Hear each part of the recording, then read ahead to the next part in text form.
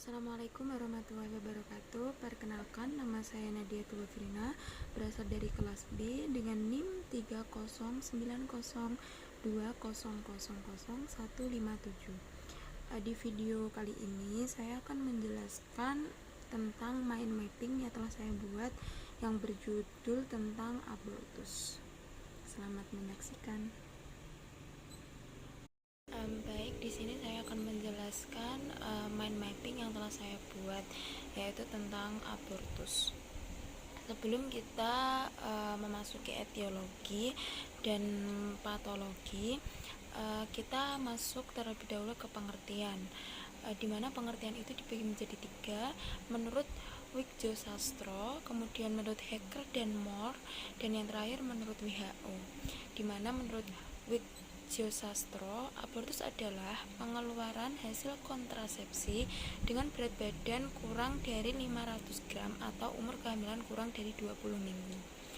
Kemudian menurut Hecker dan Moore, abortus adalah gugurnya suatu kehamilan secara tidak diduga-duga, tidak terencana, spontan sebelum janin cukup berkembang untuk bertahan hidup di luar kandungan.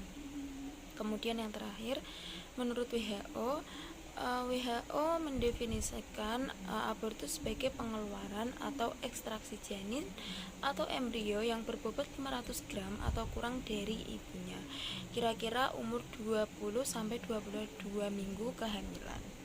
Kemudian kita masuk etiologi dari abortus. Etiologi di sini yang pertama yaitu ada kehamilan pada usia muda. Abortus tidak jarang didahului oleh kematian mudigah. Kemudian pada kehamilan tua atau lebih lanjut, biasanya janin dikeluarkan dalam keadaan masih hidup. Kemudian yang selanjutnya ada penyebab dari abortus. Penyebab dari abortus sendiri itu dibagi menjadi 4. Yang pertama ada kelainan pertumbuhan hasil konsepsi, yaitu kelainan pertumbuhan hasil konsepsi dapat menyebabkan kematian janin atau cacat. Kemudian yang kedua ada kelainan pada plasenta. Endertitis dapat terjadi dalam filicoliaris dan menyebabkan oksigenasi plasenta terganggu, sehingga menyebabkan gangguan pertumbuhan dan kematian pada janin. Kemudian yang terakhir yaitu ada penyakit ibu. Penyakit mendadak seperti pneumonia, tifus abdominalis, kemudian pielonefritis, malaria, dan lain-lain dapat menyebabkan terjadinya abortus. Kemudian yang terakhir atau yang keempat yaitu ada kelainan traktus genitalis, yaitu di mana mioma uteri atau kelainan bawaan uterus dapat menyebabkan suatu kejadian yaitu abortus. Kemudian faktor lain yang berpengaruh pada kejadian abortus yaitu ada 2. Yang pertama umur ibu. Umur ibu yang terbaik bagi wanita untuk kehamilan dan persalinan yaitu umur 20-30 tahun. Ketika kurang dari umur 20 atau masih muda itu sangat beresiko sekali mengalami abortus. Kemudian yang kedua ada paritas. Paritas 2-3 merupakan paritas paling aman ditinjau dari sudut kematian maternal. Kemudian resiko abortus spontan kelihatannya semakin meningkat dengan bertambahnya paritas. Kemudian yang selanjutnya yaitu ada patologi. Kemudian selanjutnya kita menginjak pada patologi abortus, di mana yang pertama itu ada proses awal kurang dari 8 minggu, 8-14 minggu, kemudian lebih dari 14 minggu. Selain itu ada juga hasil dari kontrasepsi. Yang pertama saya akan menjelaskan tentang proses awal terlebih dahulu. Patologi.